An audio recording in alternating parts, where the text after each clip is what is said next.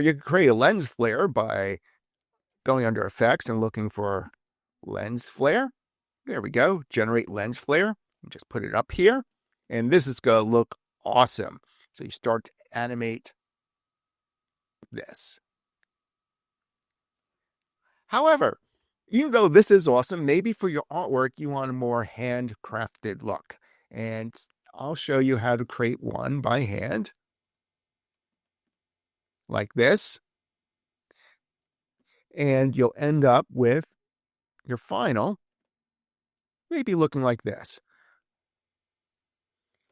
I say maybe because you should embellish it a lot more than this video will go over. So what's different? Why not just use this one? Maybe you have an illustration style that this type of lens flare, it's realism, just doesn't work out. Or maybe you want to blend this with the other lens flare, the one that you do by hand, to create something totally new. Part of learning After Effects is experimenting and creating your own styles. Even though a plugin might exist, it might not fit what you're trying to do, and that's what this video covers. Let me set up my composition by calling it the glare right there. Now I'm going to show you the basics you would have to add on to this so it looks awesome. Start out with, I'm going to create the sun-looking object, which of course is a star. And I'm going to move the pivot on the inside of this. So selecting the pivot point, I'm going to click off, click here, making sure the pivot's right there on the center. I have my snaps on. Next, I'm going to apply the same effect to all my shapes. And that effect is going to be the fast box blur, just to give it that out of focus look, increasing it. Now for this to work, I'm going to be using 3D layers, but effects on a 3D layer, unpredictable results. Each shape I create on a new layer, I'm going to pre-compose it. Let me move this object to the center of the screen. So alignment, center, and center. I'm going to pre-compose this object, going under layer and pre-compose. And the reason why this is being pre-composed, when you apply effects to layers and you make those layers 3D, sometimes you don't get results that you predict. So clicking OK. If you want to move that more towards the center, that's up to you.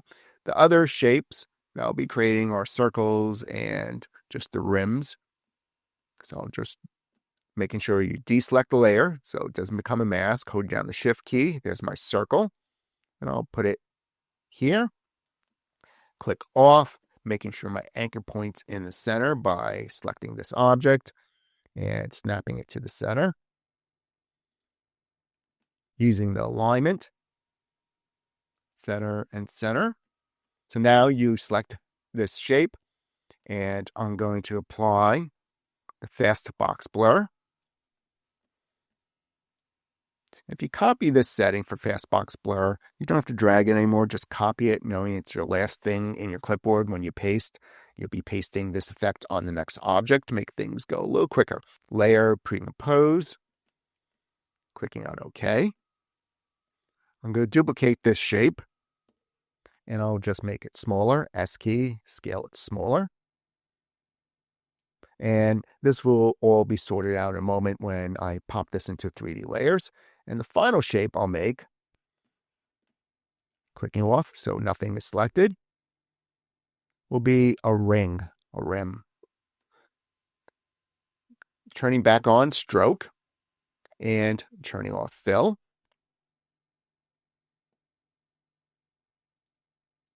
And then with this layer selected, Command V for paste, pasting my fastbox blur, or you could just drag it out again.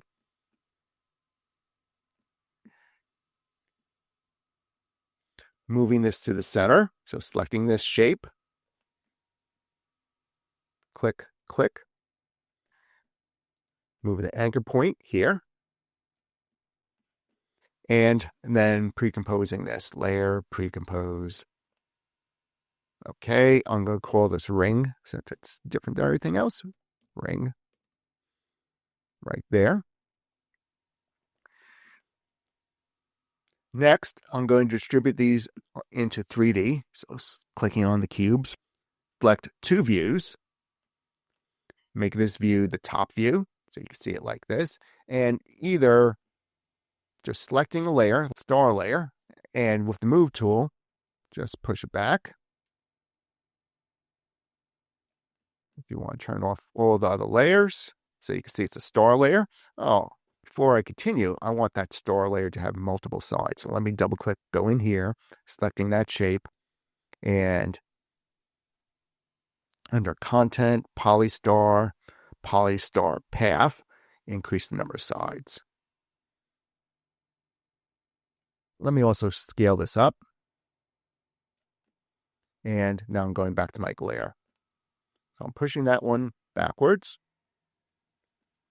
And for the other ones, let me turn it back on. You could pull it forward. And instead of doing it here, you also could use the P key for position to make things move. And the ring, turning it back on, P key for position. Maybe I want a bigger spread on these things. So I'll just pull them forward.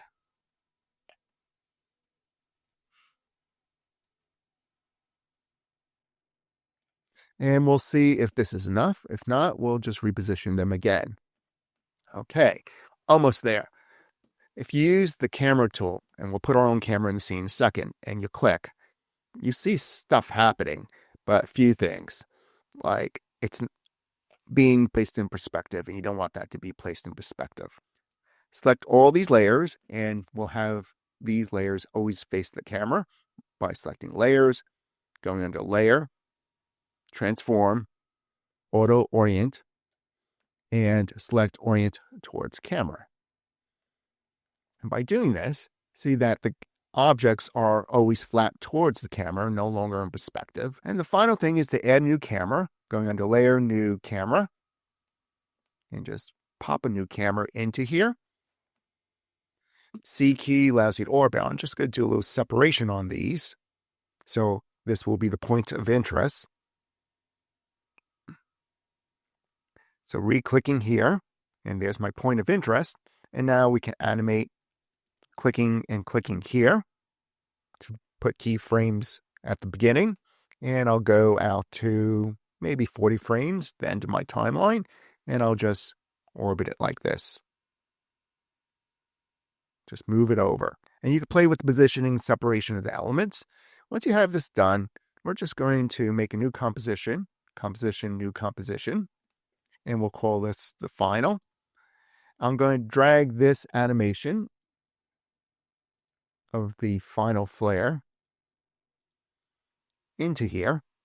So position it as you need it. Out here, it's a 2D layer, so just treat it as 2D artwork. You need to adjust it, double click in here where it's 3D, and you can edit its positioning and separation. The more rings and circles you add, the more richer the look will be. And of course, you can use a plugin. So since it's just a piece of 2D art, feel free to scale it up, change its transparency to make it blend into whatever scene you have going. So if I have a new solid on the background, and just choose color for it, and I'll place this behind it. And to edit the way it looks, you can go back into the original 3D composition. And now you have a customized lens flare, a stylized lens flare, that might integrate into your art a lot better.